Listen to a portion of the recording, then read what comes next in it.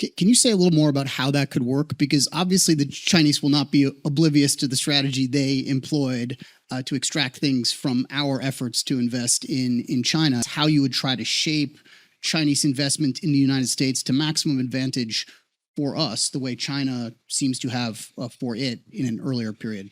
And China has written, I think, a pretty good playbook for how to industrialize in the 21st century.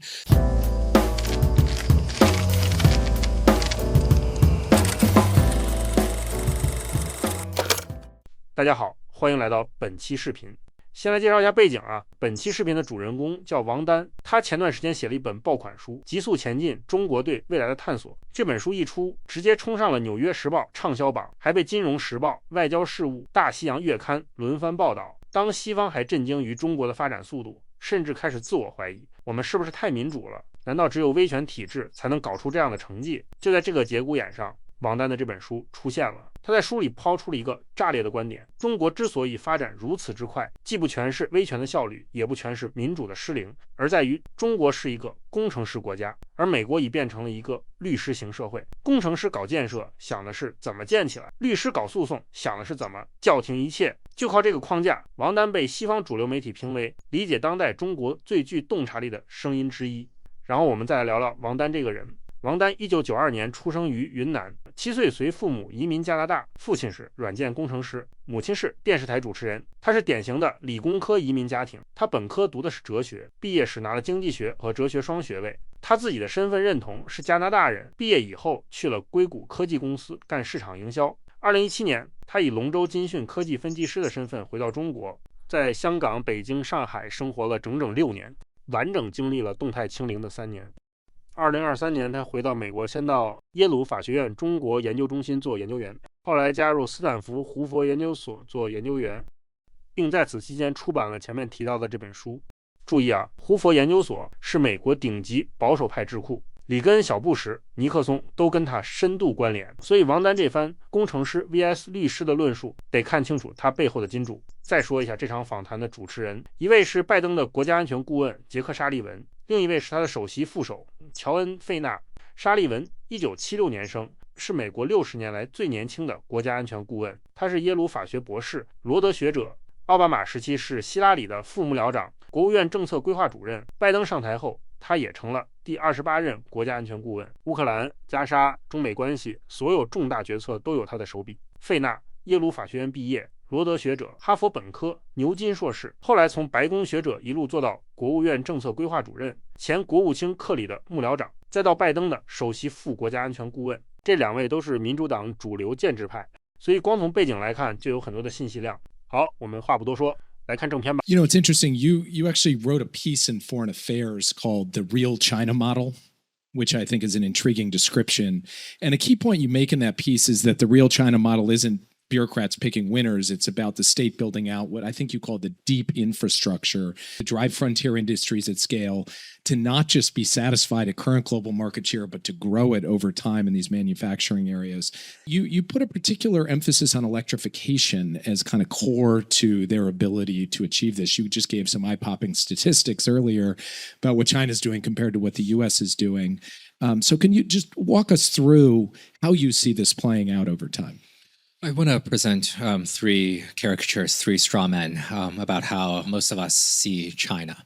So, how did China get to its technological sophistication? I think there's a variant of the argument that China got there essentially through IP theft.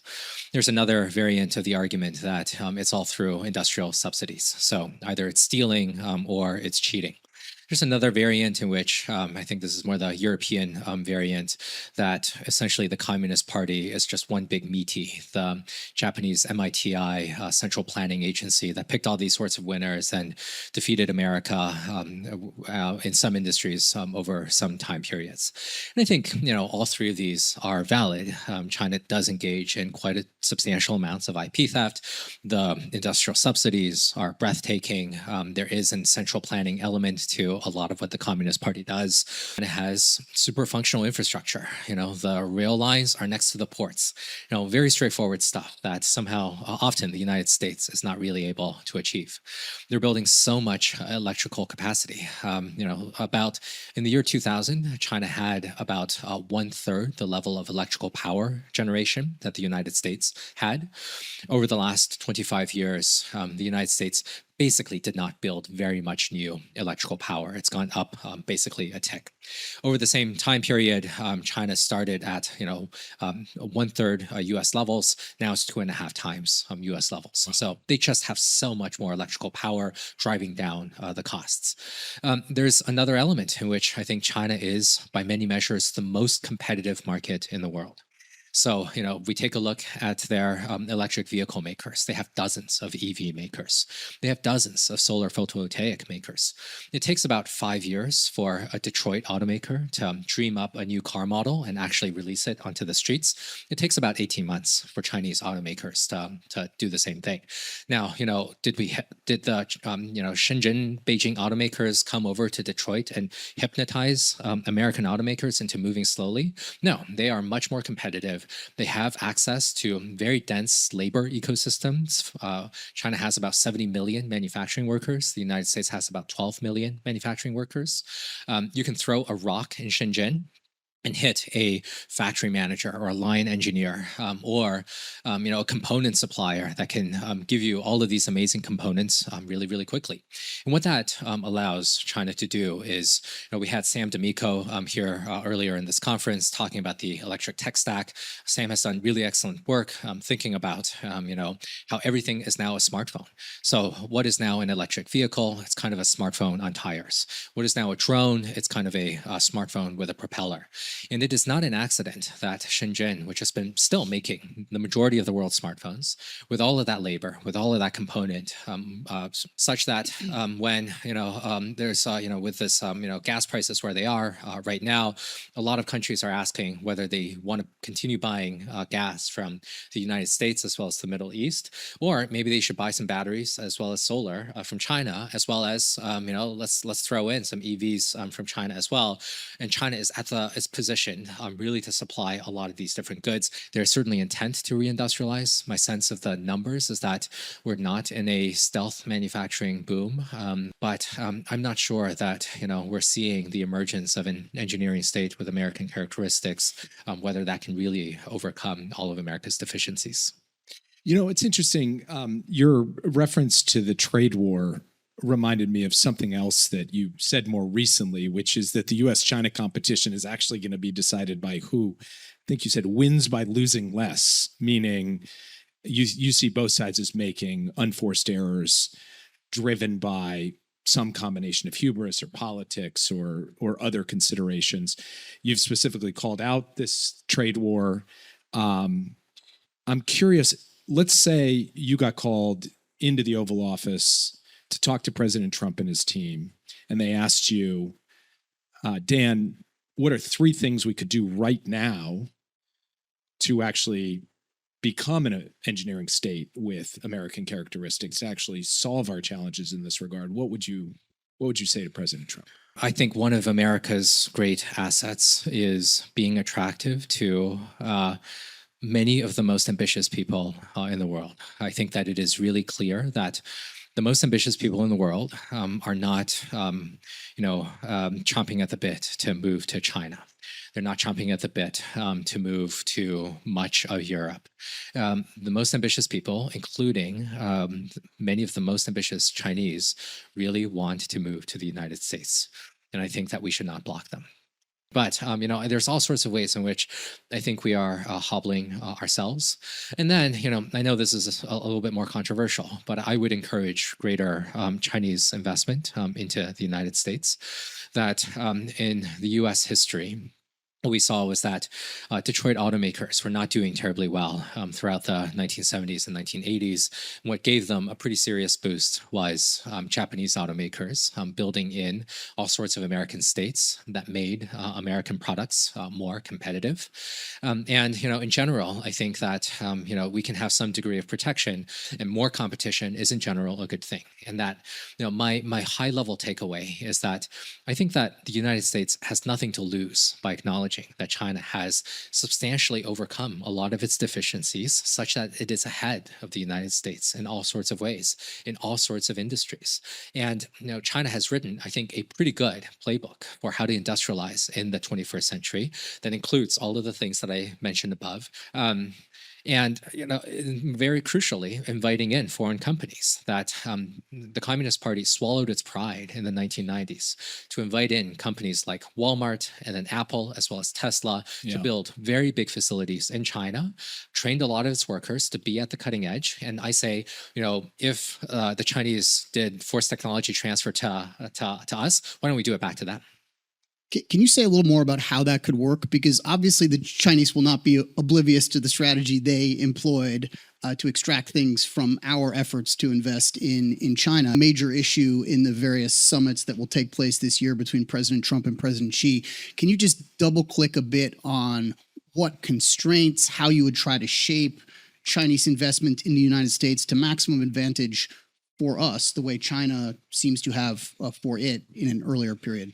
First, overcoming the objections of various governors, whether Republican or Democratic, against some of the Chinese factories. If we can overcome that, I would say that, I think that we should welcome these sort of investment in American manufacturing hubs. I understand that there is an IP issue. And we don't want, some security officers that are kicking around in Ohio or Michigan. But I think I take it as a sign of a lack of confidence in American capabilities to just block a lot of these people in, because it seems to me like we have a pretty effective security apparatus, namely the FBI, that should be able to govern a lot of these, potential nefarious actors. And I think that Beijing might not want a lot of direct technology transfer to flow to the United States. But I think that, this formal technology transfer schema is probably overstated as a way in which technology moves. I think that if, Chinese managers come over to the United States and simply train workers on how to, how to work with different battery parts, how to have leading practices, how to use these machines a little bit better.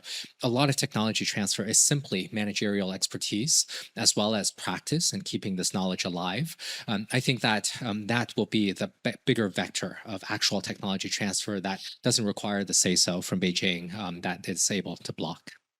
One thing that I've really been struck over the course of time that you've been opining on these issues is that you really drive this point that the U.S. has fundamentally misunderstood the nature of technological dominance, that really we fixated on this, quote, mythical moment of creation, as you put it, basically the blueprints, the patents, the software code, and that what really sustains technological power is process knowledge. And that's really what you've been talking about here. How does the United States recapture process knowledge? Are there other things that you would recommend that we do on this process knowledge question? Is there... Yes. So, to be a little bit more concrete about what process knowledge means. So technology is, let's be clear, three different things. It's the tooling. This is in a kitchen analogy. This is the pots, pans, and the stove to actually cook something. Second part of technology is direct instruction. So these are patents, blueprints, anything that could be written down, that could be passed around. And then the third part of technology is everything that is unwritten. This is process knowledge. This is all the knowledge that lives in our heads and in our fingers of how to actually do things. And all of us know in our daily jobs, if we try to write a memo for an intern or for our favorite LLM to do our jobs, there's all sorts of subtleties that there's no way that any of us can actually convey. Right. And my view is that technology ultimately is people. That technology ultimately is people who are practicing all the time about how to figure out how to make a better product, how to make a new product. All of these factory engineers in Shenzhen are solving 3 new problems a day before breakfast on how to make a better battery, how to make a better drone. They're not really thinking about what's going on in the mind of Xi Jinping, just as most of us in our day-to-day work, especially in the technology sector, don't necessarily have to pay attention to every tweet by the president. So I think that a lot of what knowledge is something that has to be maintained and practiced, even for it to just exist at our current levels. This is why I find it so disastrous that the United States has lost about 100,000 manufacturing workers. Once you close a factory, you lose all of this, factory design expertise. A lot of workers start forgetting their knowledge.